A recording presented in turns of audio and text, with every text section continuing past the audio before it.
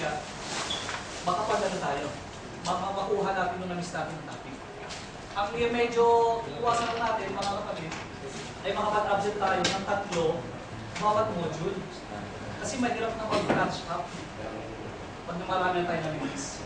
So sana sikapin natin na siguro pag talaga may iwas sa trabaho, ay magpasapin tayo kahit isa lang, pero tumibig ka sa natin tayo. Kaparinig namin sila. So pwede pang ituloy. Pwede pang ituloy. Iulit po. PM. Facebook ko. Kasi po, pag iniulit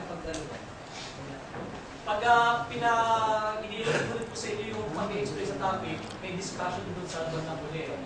May pag-uusapan kayo nung magbibigay sa mga meka para naman may paliwanag siya na matanong din kayo. So, kailangan talaga is one pag-gamit. May mga guidelines, so yung mga 2, 3, magdagdag ba sa mga verses, meron po. Magbibigay po kami ng mga handouts. Hindi ko po alam kung nag-distribute sa inyo, pero sa mga topic, may mga biblical verses yun. At doon sa mga biblical verses, meron po siya nakaka-assign yung bawat araw na pwede nyo gamitin sa prayer. Yung mga verses na yun. I-provide po namin yan. Para within the week, maalala niyo yung napag-usapan dito, at sa susunod na week, nagiging ready na tayo sa inyo. So sa attendance, discuss na natin. Okay, kung nakumpit po natin ng 12 topics yung sa module, expect po natin 12 Friday yun. Pero may mga topic na sa isang Friday, dinadalawa namin. Kagaya ng 5 days 6, so medyo mababawasan siya. So ngayon, ang calculation namin mga 11 Fridays. Pero huwag natin munang isipin ng 11 Fridays. Ang nirarap po sa inyo, isipin na lang natin sa susunod na Friday muna. At eventually, makapag-realize natin po, parang sino pala. Ilo po, medyo, kasi pag-iisipin natin, medyo parang naman natin po. Medyo pag-i-compress na lang natin. Ang iniibig ko namin sa inyo is be with us. Kasi po, ang mas magandang maliban sa sinishare namin topic sa inyo, ay yung makasama namin kayo. Makasama namin kayo.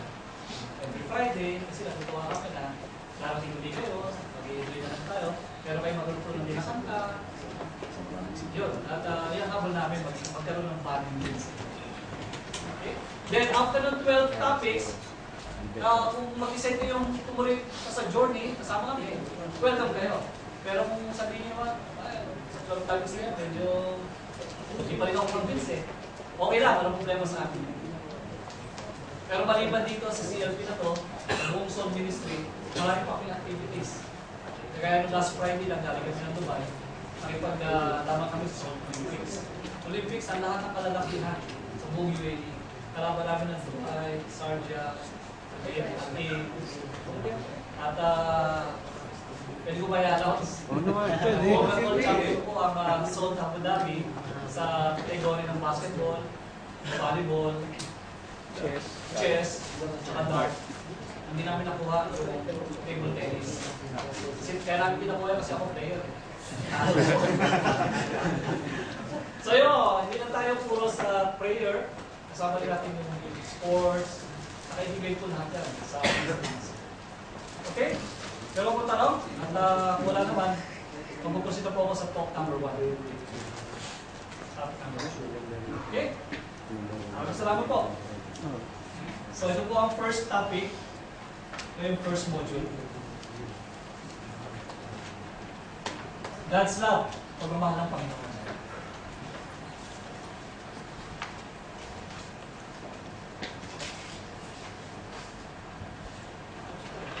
Pag-usapan muna po natin kung ano yung sitwasyon natin ngayon.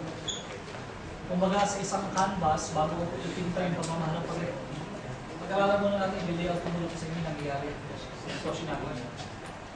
Kung mapapasin natin, meron siyang talagang kabuluhan. There is a serious disorder in society. May mga gera, may poverty, kahirapan,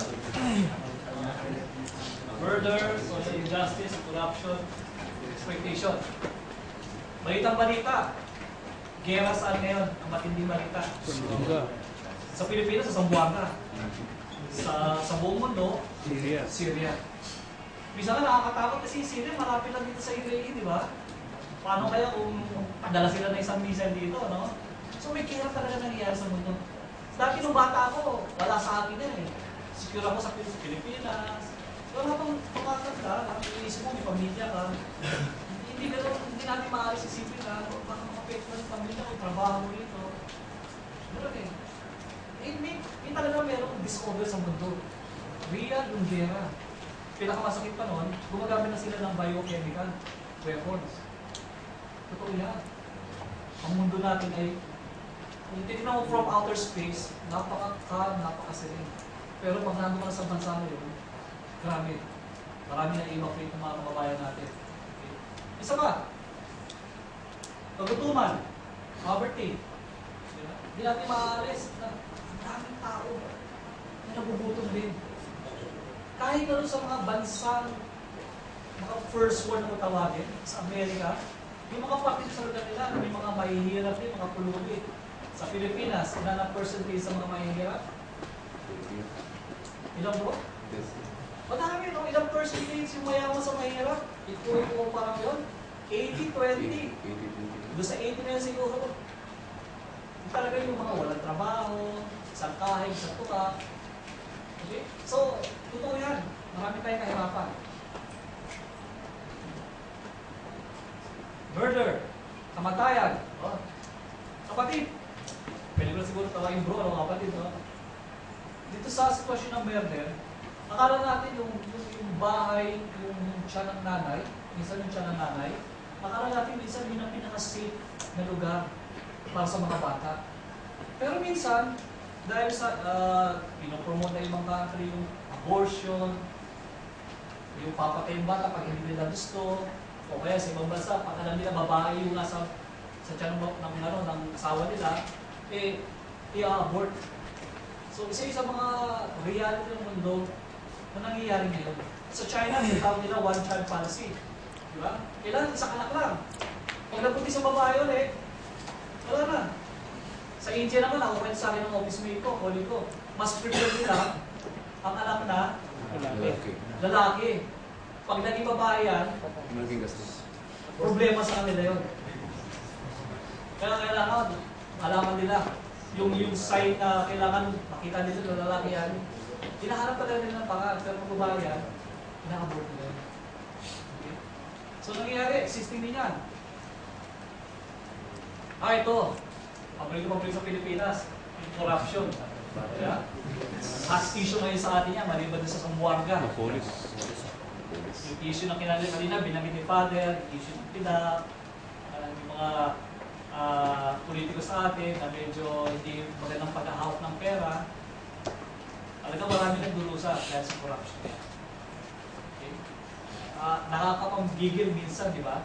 Malaman mo yung taxes. Tayo ba, nagbabayad tayo ng taxes dito? Hindi naman, pero yung remittance sa pinadala natin, pinakasas ng tax yun. So in a way, nakapag-adin tayo sa gobyerno, tapos malalaman natin, yung mga politiko ay hindi nagagamit ng maganda. So sabi ko sa'yo, existing yan, hindi mawawala-wala yan. Exploitation. Andiyan yung tawag natin sexual exploitation o child exploitation, o kaya naman sex trade, slavery. Marami tayong mga kababayan natin, mabalitaan natin ngayon pag inimbita rito, nakabisit visa, tapos gagawin na naman palang prostitute. Pinahihirapan. Hindi lang sa UAE. At hindi lang sa tao nagkakaroon ng exploitation, pati sa nature. Pag babalitaan natin, meron ako nakita minsan sa Facebook na yung mga whales na talagang pinapipiestahan, pinakatay lang, o kaya yung forest natin, talagang walang pasitabilo sa mga minero, talagang inubos nila yung mga forest natin para lang makakuha, at saka yung mining na hinahayaan yung nature natin na masira, hindi natin. So nangyayari yung mga kapatid sa mundo. Parang ang gulo-gulo na ng mundo natin. Okay. On the personal level, medyo macro yan malakihan yan On the personal level, there is loneliness, depression, fear, insecurities, mistrust, etc. Oh, may nakalusot. Wala na. Mistrust. Okay? Loneliness, kalungkutan. Tayo mga lalaki, nakaka-experience tayo ng kalungkutan, di ba? Malayo tayo sa pamilya natin. Kaya nga siguro ang gilig-gilig ng iba mag-malling para maaliw. Kung hindi naman malling, Thursday night, hindi naman. Hindi lang namin sa flat namin, every Thursday, walang palayan. May ano yan, Red Horse, may Tanduay. Iisip ko lang kaya siguro sila umiinom, o kaya gusto mag-iwan yun. Kasi nakakalungkot naman dito, hindi ko alam yung sarili ko eh. Diba? Nature na yung malungkot. Kaya depression naman.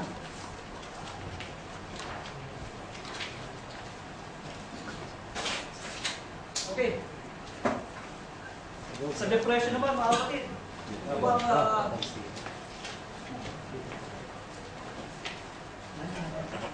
dahil ang tao depressed, hindi na nasasatisfy na papunta na lang sa mall o kaya inuman sa gabi. Minsan nag-resort kasi sa drugs. Meron akong alam dito na kasamahan ko, kumukuha pa siya ng drugs kahit dito. Nakakuha pa siya ng marijuana. Kung wala naman drugs makuha, ang ano naman niya, is kumain ng kumain. Yun ang pampatanggal ng depression niya. Pagkain naman. Kung hindi naman siya roon nakainlan sa pagkain, magkakaroon ng second bite. O siguro, kabit. Para lang maaming depression niya, kalungkutan niya. Nangyayari yan sa buhay natin. Okay, ito naman yung insecurity. Alam naman natin na tayo ay transient lang dito sa Abu Dhabi. Sooner or later, hindi naman magkaagad, hindi naman talaga secure tayo sa trabaho namin. Diba? Meron tayong mga kasama na bigla na lang na-terminate. Bigla na lang na-relay off. Walang security tayo nakukuha rito. Kahit sa Pilipinas, walang security. Wala pinag-aaral ng trabaho. Ito, distrust. Malayo tayo sa pamilya natin. Hindi natin maiwasan ang nangyayari doon. Sa asawa natin, no? Parang kaludan-luda ata. Ang dami ko pinadadalang pera. Saan kaya pupunta yun? Ang bilis maubos ng pera. Kasi nagkakalaman yung pagtitiwala. So sa ating buhay, hindi na sa mundo nangyari, may problema na yung mundo, may problema pa rin tayo. Nararanasan natin yun. Okay. Gumagawa naman ng tao ng paraan para masolve to. Marami tayong mga tao sa gobyerno, ipag tayo para maprotektahan. Kaya ang problema mga kapatid, minsan yung ginagamit na ng paraan ay base lang sa kanilang kaalaman. Base lang sa kanilang pagkakaintindi. Hindi nila hinihingi ang tulong ng Diyos. Hindi nila ginagamit yung wisdom ng tao ng Diyos, yung wisdom ng Panginoon. Kaya nga nangyayari, imbis na yung gamot na inimbento siguro ng tao para magpagaling sa atin, isa nakakabuso. Diba? Nagiging drug addict ngayon yung tao. Na yung, sana yung drugs na pampaganda ng buhay, ay nalagamit pa sa kasamaan. Hindi lang sa pagsiguro sa linya ng medicine, sa pagkain din. May mga tao, alam natin ang medyo maldas sa pagkain. Na dapat binibigay ito sa ibang tao na nagugutom. Pero hindi, sinasayang lang nila. Nung ako bago-bago pala dito sa UAE, meron akong pinsan na chef siya sa Hilton Hotel sa Andy. Pag may okasyon doon, pag may kasalan, grabe, kung ang bisita nila ay 200, mag-prepare sila ng 600 na pagkain. Ganun karami. 3 times yung hinahanda nilang pagkain. Pero yung pagkain na yun, kung pila siguro kakain, mga 50 lang, at yung the rest ng pagkain nila, nakita ko with my own eyes, wala, dinadump lang nila. Tinatapon lang. Hindi sa kanila uso yung mag-uwi ka ng pagkain. Hindi ganoon. Siguro yung mga Pilipino, mga waiter, nagtatabi. Pero the rest nun, sinasayang lang. Ganoon, kawalda sa mga tao. Lalo na yung mga mayayaman na bansa sa pagkain. Okay? Minsan naman ang tao gusto isolve ang problema nila sa paggagawa ng mga relihiyon. Nalalaman natin yan. Meron lang hawak na Bible, meron lang hawak ng mikropono, pagkatapos sa isang buwan, may sarili ng relihiyon. Hindi na nagsisimba sa Katoliko, may sarili ng simbahan. Sabi nga, may joke yan eh. Kung gusto mong yumaman, 3 paraan. Mag-hold up ka ng bangko. Pag hindi ka nahuli, mayaman ka. Pangalawa, kung gusto mo yumaman, mag-kidnap ka. Pag binigyan ka ng ransom, hinihingi mo at hindi ka nahuli, mayaman ka. Ang pangatlo, simple lang daw. Kumuha ka ng Bible sa aming mikropono. Magsalita ka lang sa Mikano, at yaman ka na. Ganun daw yun. Talong ka na. So may mga tao talaga na ginagamit yung religion para sa kanila kapayapaan, para masolve ang problema. Pero yung mga religion na ginagawa nila, yung invento nila, hindi makakalutas yun eh. Kasi meron lang isang simbahan, isang religion na tinayo ang Panginoon. At yun yung religion na kinakatalaga natin nila. Okay. So, alam na natin yung kaguluhan. Alam na natin na maraming gera, maraming kapamaka, pati tayo, nalulungkot tayo. Piptalo ba ang Diyos? Yun ang tanong. Para tayong ganito eh, oh. Yan, labo-labo na. Hindi na natin kung hindi natin makita kung tayo pinitaan. Hindi na natin makita kung saan tayo pupunta. Ang tanong ngayon eh, ano ba ginawa na ng Panginoon? Meron ba siyang ginagawang paan? Ang sabi ng kapatid is meron. Kung tayo naliligaw, may sasakyan tayo, at naliligaw tayo, ano bang ginagamit natin pang yung high-tech ngayon na ginagamit sa, nilalagay sa ibang sasakyan? GPS. Ang Panginoon meron din GPS. Yung GPS ng Panginoon.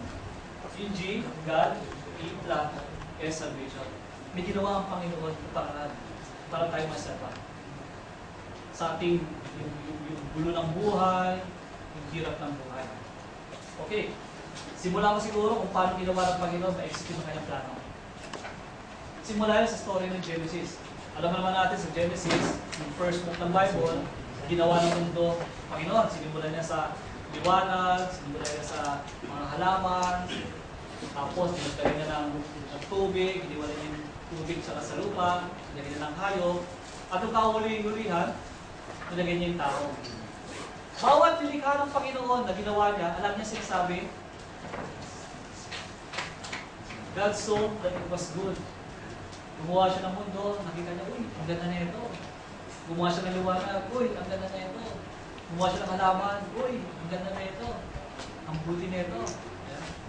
Hinanda niya lahat. At yung huling ginawa niya, yung tao. At yung sinabi ron, uy, ganda na ito. Kamukha ko to. Nung unang-una para mga kapatid, ang plano ng Diyos ay maganda. Yun nga na, nagkaroon ng problema, hindi gumanda. Pero kung ginawa ng Diyos, lahat ng maganda, ginawa ng Diyos ng langit, lupa, lahat yun, maganda yun, yun ang plano niya. Maganda. Mabigyan tayo sa magandang buhay. Yun ang plano ng Diyos. Pag tayo niyo mga kapatid, no, bago niya ginawa ang tao, yung pinakahuli, no, ang tao ginawa niya, hinanda niya lahat. Para bang kung tayo magkakaroon ng baby, special to dalating ng baby natin, ano gagawin natin? Ayusin natin ng kwarto. Bibili tayo ng damit. Tapos, magpapa-party tayo. In a way, ganoon din ang ginawa ng Panginoon eh. Special ang tao, alam yung darating ang tao sa mundo, so hinanda niya muna lahat. Hinanda niya ang lugar, hinanda niya yung pagkain. At ang aganahan pala ito, yung ginawa niya tao, ginawa ng kawanis niya. Tayo mga kapatid, kawanis tayo ng Panginoon. Tuwing umaga, makikita natin yung mukha natin sa salamin, sabihin natin, wait, ito yung mukha ni Lord. Ang mukha ko si Lord. Hindi tayo yung sinasabi nila, pangit o ano, ang dami natin kapitnasan. Hindi. Tayo ginawa ni Lord. Intended niya tayo maging kamukha ni Lord. Hindi lang panglabas sa sinasabi ko mga kapatid. Yung kalooban natin, lalo-lalo na yun. Ginawa tayo ng Panginoon, nakawakis niya. Image natin siya, lalo na yung kalooban. Lahat tayo, meron hidden diamonds sa loob natin. Nga lang medyo katabunan ng mga ano, kasalanan. Ito nga pumasok, tinatawag natin original sin. Nakita ng demonyo, hindi po pwede yan. Hindi po pwede. Ako nga eh, napakalis ako ng langit eh. Hindi nila mo, sasama yan. Doon pumasok, yung tukso ni Satan. Okay? Yung first parents natin, yung ginawa niya, siguro, nabasa na rin natin ito, tinukso siya, at sinabi, okay, hindi naman talaga sinabi ng Diyos eh, na bawal kumain ng prutas na yan eh. Subukan mo at magiging Diyos ka rin. So nangyari nga, tinagat ni Adan, ni Eva yung prutas, binigay kay Adan, at doon nagsimula yung problema sa mundo. Nagkapatong-patong na. Pero after nung nangyari yung mga kapatid, gumawa rin ang Panginoon kali ng solusyon. Hindi na hinayaan na tayo ay malugmok na lang sa kasalanan. Pinangako niya na darating ang panahon na yung kasalanan mo ay matatalo. Magagapit. Yun nga yung expected Messiah yung pagdating na sa Kristo. Pinangako yun lang. Okay? Pero bago dumating yun, dami ng problema, nagkapatong-patong. Pero sa bawat problema na dumating sa tao, andiyan parating Panginoon na binibigay ng solusyon. Ito yung sitwasyon ni Cain at ni Abel. Dumating yung time na pinatay ni Abel si Cain. Tama ba? Cain. Balikan. Okay. At least, alam mo, gising pa tayo. Pinatay ni Cain si Abel. Okay? Nung pagpatay ni Cain si Abel, hindi na yan ng Diyos na si Abel ay lumaga na kasi na-curse si Cain eh. Binagyan siya ng, kumbaga, ng mark ni Lord na kung sino makakita sa kanya, automatic na papatayin. Pinontek pa rin ni Lord si Cain para hindi siya mamatay. Okay, may sitwasyon naman tayo, nababasa pa sa Bible, na nung nalaman ni Eva at ni Adan na nagkasala sila, nakita nila na sila ay hubad-hubad. Okay. Pero anong ginawa ng Panginoon? Binigyan sila ng damit. Dinamitan sila. May sitwasyon pa sa Bible na yung mga tao, gumawa sila ng tore ni Babel. Diba? Gusto nila marating ang langit na sarili nilang kakayahan. Hindi namin ang kailangan ng Diyos. Gusto namin pumunta ng langit on our own efforts. So ginawa ni Lord, tinanggal niya yun, di ba? Pinaguho niya yun. Pero after nung pagguho na yun, nagkahiwalay-hiwalay yung mga tao, nagkaroon ng iba-ibang dialect, hindi na nagkaintindihan ng tao. After nung event na yun, doon na pumasok yung pagtawag kay Abraham. Kaya ibig sabihin, ito na yung simula dito sa lahi ni Abraham, darating na yung Messiah. So sabi ko nito, sa kaguluhan meron tayo. Meron ng plano ng Diyos. Sinimulan niya yung plano niya. Okay? Dahil doon sa paggawa ng plano ng Panginoon sa ating buhay, sa Bible, pinapakita rin. Doon na rin pinakita ng Panginoon yung laki ng pagmamahal niya. Hindi na hinayaan ng tao na, bahala na kayo dyan. Total, masuway naman tayo eh. Masuway naman kayo eh. Ang dami nung atraso sa akin eh, bahala na nga kayo. Kaya niyan, sige, bahala kayo dyan. Duda ako, malamang na sa langit. Hindi ganoon. Ang ginawa ng Panginoon, nag-reach out pa rin siya. Lagi niyang tinatama.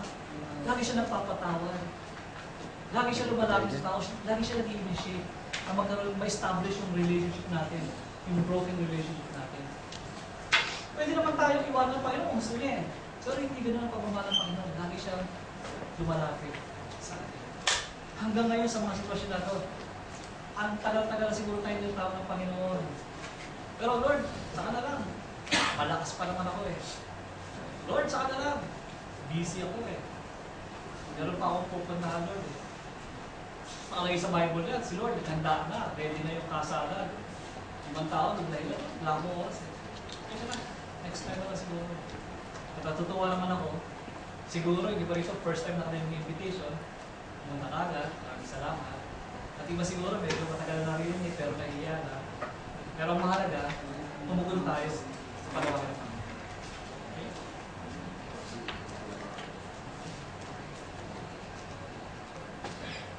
May plano na ang Panginoon. Ito na yung pagmamahal ng Panginoon. Ang problema eh, paano ito magaganap? How can God's plan happen? Okay? Sa ating sarili kalakasan, hindi natin kaya. Napatunayan na natin yan. Pakpak yung mga plano ko. Hindi ko magagawa sa sarili kong kalakasan ko. Okay? Sa dami ng problema ko, isa subo na ako. So, paano mangyayari yung plano ng Panginoon? Bago natin siguro magawa yun, kailangan meron muna akong sikreto. Sabi rito, Satan is real and is behind evils in the world. Kapag bisan, kaya hindi natin kaya yung problema natin ang bakit. Minsan kasi, ang lumalaban sa atin, mas malakas sa atin eh. Yung spirito ni Satan. Okay? Si Satan ay totoo na nagmamanipulate ng mga sitwasyon at kung wala tayong kalakasan, nandali tayong sumubok. Halimbawa, nag-iisa tayo rito at meron tayo nakasama sa flatmate natin na isang magandang dalagang babae.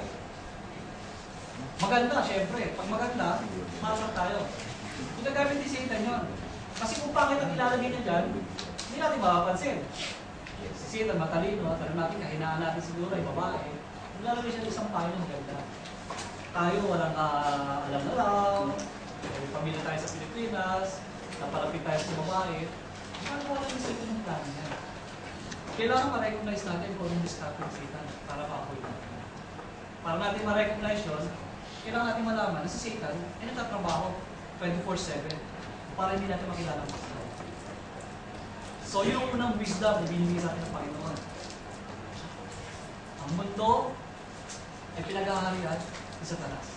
Nasa mundo tayo, pero kailangan maghari ng Panginoon sa atin. Okay? Sabi sa Ephesians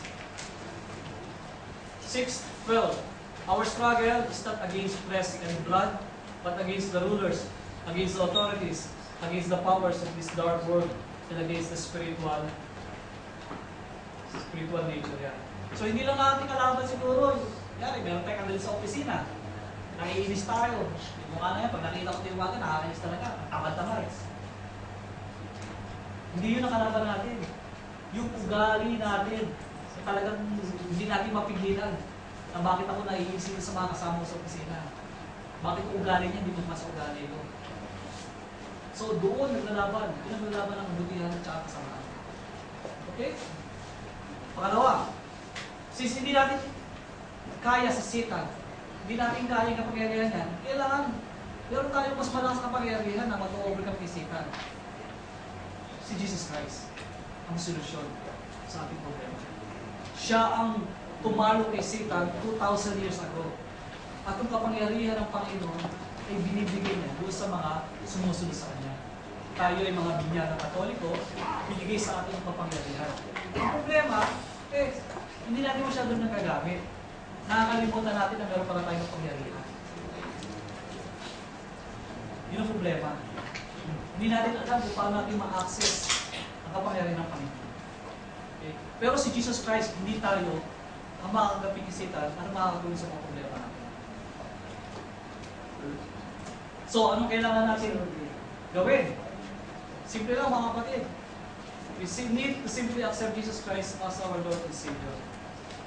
Si Jesus Christ ang kabuuan ng pagmamahal ng Panginoon. Ang topic natin about God's love. Ang mundo natin ngayon ay nasa kapangyarihan ng kasalanan. Pinakita ng Panginoon ng kanyang pagmamahal sa pamamagitan ng pagpadala ng kanyang anak. At kung gusto natin maranasan ang pagmamahal ng Panginoon, kailangan natin agapin si Jesus Cristo sa buhay. Ang effective na, matatalo natin yung kahirapan ng mundo. Dahil meron tayong kapangyarihan ng Jesus Christ. Okay. So, siguro ngayon hindi natin maintindihan, paano may pagtanggap ni Cristo bilang Diyos? Sa mga susunod natin mga topics, kagaya sa susunod, ang topic natin is, who is Jesus Christ? Pag-uusapan natin ngayon kung paano natin makikilala si Cristo. And eventually, when we know God, we love God. Pag nakikilala natin siya, lalo natin siya napapamahal. Okay? Jesus is the fullness of God's love. Ito yung favorite verse na sabi ng mga born again. John 3:16. For God so loved the world that He gave His only begotten Son. That who Amen. Tama yun. Mahal ng Diyos ang sanlibutan. Kaya niya pinadala yung kanyang anak. For God so loved the world that He gave His only begotten Son. That whoever believes in Him, kung hindi maniwala sa Kanya, will have life everlasting. Okay? Ang desisyon, nasa sa atin. Bigyan tayo ni Lord na tinatawag ng free will. Narinig natin isang bagay, nasa sa atin pa rin desisyon. Gusto natin sagapin o hindi. Pwede natin sabihin, thank you Lord, next time na lang ulit. O pwede naman natin sabihin, Lord, sige, hayaan kita ang mula sa buhay. Nasa atin pa rin ang desisyon. Okay? Conclusion, mga kapatid. Siguro may kwento lang ako. Ito nangyari sa kapanahon ni Lord. Si Lord, isa sa pagtuturo niya, meron siya binigay isang turong napakabigat na sa mga panahon na yon, iskandalo sa mga nakikinig sa kanya. Ang katuruan na yon, ay yung pagkain ng kanyang laman. Ginagawa natin yun ng Holy Eucharist, yung pagpumili. Sa panahon na yon, tingin nila kay Lord, ano ito? Cannibal? Ba't mo kakainin yung laman mo? Hindi nila naiintindihan yung panahon na yun. So, it's a very hard teaching na pinasend ni Lord sa kanyang mga disciples. Sabi ni Lord, kung sino man na hindi kakain nito, walang buhay na walang hanggan. Ganun mabigat yun. Yung mga ibang tao, hindi nila matanggap, hindi nila unawain, ang nangyari, nagsialisa sila. Iniwan ang Panginoon. At kinausap ni Lord ang kanyang disciples, tagasunod niya. Sabi ni Lord, o kayo ba? Aalis din ba kayo? Tapos sasagot ng isang apostol nila, Lord, saan ako kayo pupunta? Nasa iyo yung buhay na wala. Mga kapatid, siguro sa sitwasyon natin ngayon, iba siguro medyo mabigat yung tungkol sa Diyos o nakaka-turn off ang tungkol sa issue ng Diyos o ayaw ko muna hinig yan, babae lang yan o marami tayong kalilig na dahil sabi ni Father, pag tungkol sa Diyos, puripot tayo o kaya nililimitahan na natin, ayaw natin alamin. At pag naka-encounter tayo ng topic na tungkol sa Diyos, ang hirap-hirap, hindi ko kaya alamin. Mga kapatid, bigyan lang natin ang konti siguro panahon na medyo lumambot yung mga topics na sa buhay natin. Okay. Sana banggitin natin din sa ating sarili habang tayo nag-journey, habang umatingay ng CLP every Friday, yung salitang binitawan nila mga apostles. Sabi nila, Lord, to whom shall we go? We have the words of eternal. Lord, pagbibigyan mo ito every Friday na ito. Pagbibigyan mo ito. Kahit di ko naiintindihan kayo, sa susunod siguro Friday, baka mamaya maintindihan ko yung mga pinag-uusapan natin. Okay.